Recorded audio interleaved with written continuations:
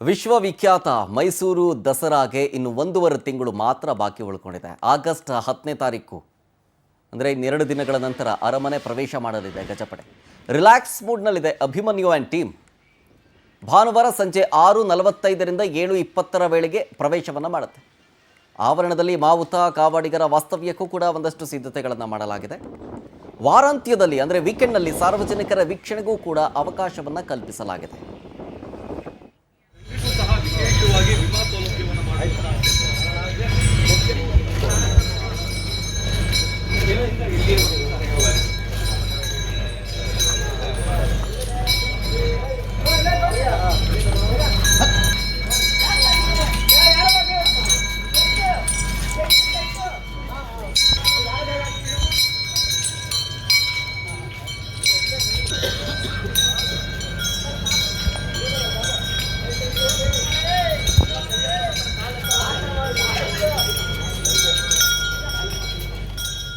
ಇದಕ್ಕೆ ಸಂಬಂಧಪಟ್ಟಂತೆ ನಮ್ಮ ಮೈಸೂರು ಪ್ರತಿನಿಧಿ ಪ್ರೇಮ್ ಕುಮಾರ್ ಒಂದು ಪ್ರತ್ಯಕ್ಷ ವರದಿ ಕೊಟ್ಟಿದ್ದಾರೆ. ಬನ್ನಿ ತೋರಿಸ್ತೀನಿ.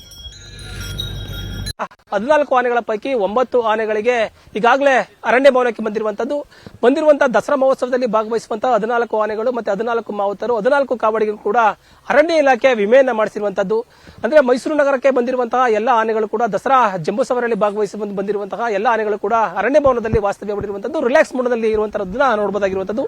ಈಗ ನಾವು ನೋಡಬಹುದು ಅರಣ್ಯ ಭವನದಲ್ಲಿ ಇರುವಂತಹ 9 ಆನೆಗಳು ಅಂದ್ರೆ ಮೊದಲ ಹಂತದಲ್ಲಿ ಭಾಗವಹಿಸಿರುವಂತಹ 9 ಆನೆಗಳು ರಿಲ್ಯಾಕ್ಸ್ ಮೂಡ್ನಲ್ಲಿ ಇರುವಂತದ್ದು. ಮುಂಜಾನೆಯಿಂದಲೂ ಕೂಡ ವಿಶೇಷವಾದಂತಹ ಆಹಾರವನ್ನ ಕೊಡುವುದರ ಮುಖಾಂತರವಾಗಿ ವಿಶೇಷ ರೀತಿಯಲ್ಲಿ ಪೋಷಣೆ ಮಾಡಲಾಗ್ತಾ ಇದೆ. ಜೊತೆಗೆ ಅರಣ್ಯ ಇಲಾಖೆ ವತಿಯಿಂದ ನಾಳೆಗೆ ಬಂದಿರುವಂತಹ ಗಜಪಡೆಗೆ 2.8 ಕೋಟಿ ಇನ್ಸೂರೆನ್ಸ್ ವ್ಯವಸ್ಥೆಯನ್ನು ಮಾಡಿರುವಂತದ್ದು. ಆನೆಗಳ ಮಾವುತರು ಮತ್ತೆ ಕಾವಡಿಗಳು ಮತ್ತೆ ಅರಣ್ಯ ಸಿಬ್ಬಂದಿ ಕೂಡ ವಿಮೆ ವ್ಯವಸ್ಥೆಯನ್ನು ಕೂಡ ಮಾಡಿರುವಂತದ್ದು. ಇದರಿಂದಾಗಿ ಕೂಡ ಆನೆಗಳಿಂದಾಗಿರ್ಬೋದು, ದಸರಾಕ್ಕೆ ಬಂದಿರುವಂತಹ ಆನೆಗಳಿಂದಾಗಿರ್ಬೋದು ಮತ್ತೆ ಜನರ ಆಸ್ತಿಪಾಸ್ತಿಗೆ ಮತ್ತೆ ಜನರಿಗೆ ತೊಂದರೆ ಆದಂತ ನಿಟ್ಟಿನಲ್ಲಿ ಕೂಡ ಈ ವಿಮೆಯನ್ನು ಬಳಸಿಕೊಳ್ಳುವಂತ ನಿಟ್ಟಿನಲ್ಲಿ ಕೂಡ ಅರಣ್ಯ ಇಲಾಖೆ ಮುಂದಾಗಿರುವಂತದ್ದು.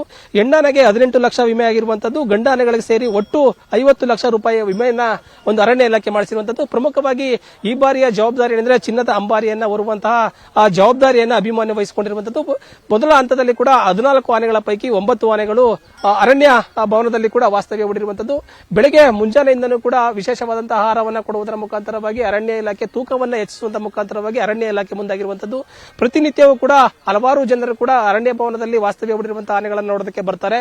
ಆ ಬಂದಂತ ಸಂದರ್ಭದಲ್ಲಿ ಕೂಡ 9 ಆನೆಗಳು ಕೂಡ ಶಾಂತ ಸ್ವಭಾವದಿಂದ ಕೂಡಿರುವಂತಹ ಹಿನ್ನೆಲೆಯಲ್ಲಿ ಕೂಡ ಯಾವುದೇ ರೀತಿಯ ತೊಂದರೆ ಮಾಡದಂತ ನಿಟ್ಟಿನಲ್ಲಿ ಕೂಡ ಒಂದು ಇಲ್ಲಿ ವಾಸ್ತವ್ಯವನ್ನು ಹೂಡಲಿದೆ. ಮತ್ತೆ ಜಂಬೂ ಸವಾರಿ ವೀರನ ವಸನಹಳ್ಳಿಯಲ್ಲಿ ಬಂದಂತ ಸಂದರ್ಭದಲ್ಲಿ ಕೂಡ ಮಿನಿ ದಸರಾದಂತ ರೀತಿಯಲ್ಲಿ ಇದ್ದಂತ ಸಂದರ್ಭದಲ್ಲಿ ಅದು ಸಾಕಷ್ಟು ಜನರು ಅಂದ್ರೆ ಸಾವಿರಾರು ಜನರು ಸೇರಿದ್ರು. ಅಲ್ಲಿ ಯಾವುದೇ ರೀತಿಯ ತೊಂದರೆ ಮಾಡದಂತ ನಿಟ್ಟಿನಲ್ಲಿ ಕೂಡ ಗಾಂಭೀರ್ಯವಾಗಿ ಹೆಜ್ಜೆ ಹಾಕಿ ಮೈಸೂರು ನಗರಕ್ಕೆ ಬಂದಿರುವಂತದ್ದು.